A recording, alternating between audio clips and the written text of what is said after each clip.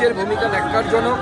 যে পুলিশ শাহজাহান শেখ যে হারমাত বাহিনী, রোহিঙ্গা বাহিনী যখন ভারতবর্ষের সংবিধানের উপরে হামলা করে, ভারতবর্ষের সার্বভৌমত্বের উপর হামলা করে, তখন সেই পুলিশ বোরখা পরে বসে থাকে, টেবিলের তলায় লুকোয়, একজন কনস্টেবলকে দেখা যায় না।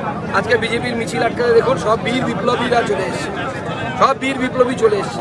তারপরে যখন আমরা পুলিশের কথা শুনে ঠিক করলাম যে আমরা বাইক মিছিল করব না, পুলিশের কথা মতো আমরা হেঁটে মিছিল 1 কিলোমিটার প্রতীকী প্রতিবার আমাদের সংকল্প যাত্রা, সেই যাত্রা যখন করতে যায় পুলিশ বিনা প্ররোচনায় আমাদের কর্মীদের উপর আক্রমণ করে, একজনের মুখে ঘুষি মেরে ঠোঁট ফুলিয়ে দিয়েছে।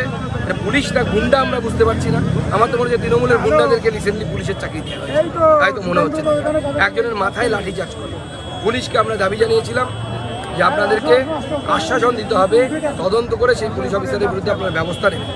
আইপিএস অফিসারের উপস্থিতিতে তার প্রতিনিধি রূপে পুলিশ সেই আশ্বাসন দিয়েছে। আমার জেলা সভাপতিকে আমি দায়িত্ব দিয়ে গেলাম, পুলিশ যদি যে পুলিশ লাঠিচার্জ করেছে সেই হসপিটালে গিয়ে যদি আমার কর্মীর কাছে ক্ষমা না চায়, তাহলে পরে আগামী দিনে আমরা থানা ঘেরাও করব, এই জেলা অচল করে দেব।